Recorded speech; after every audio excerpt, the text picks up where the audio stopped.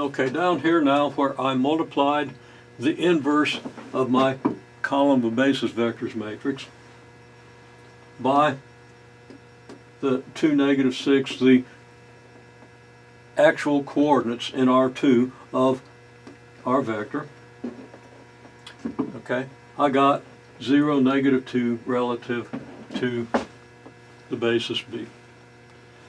So I've observed over here that -2 times 0, 1, B is the same as 2, -6. I said the same thing over here. I transform the vector -1, 3, I get 2, -6.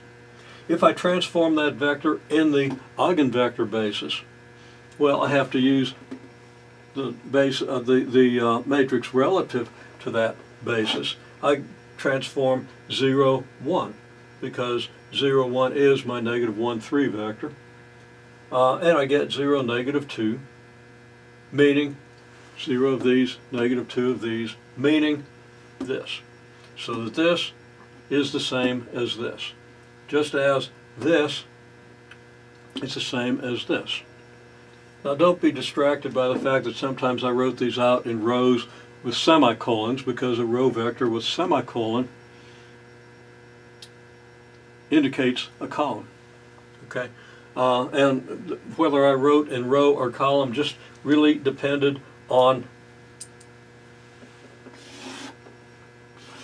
how much room I had where on the board and how I had to arrange things, or at least how I thought I had to arrange things. I'm not real good at doing that in order to get everything where I wanted it.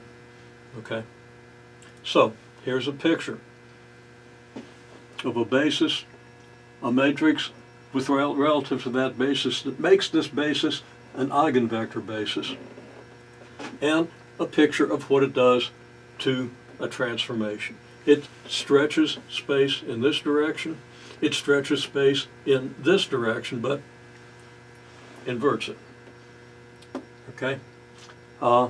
Again, very important. And the connection between the representation of the transformation in this basis and the representation in our standard basis is just this matrix and its inverse, the column of eigenvectors or column of basis vectors matrix.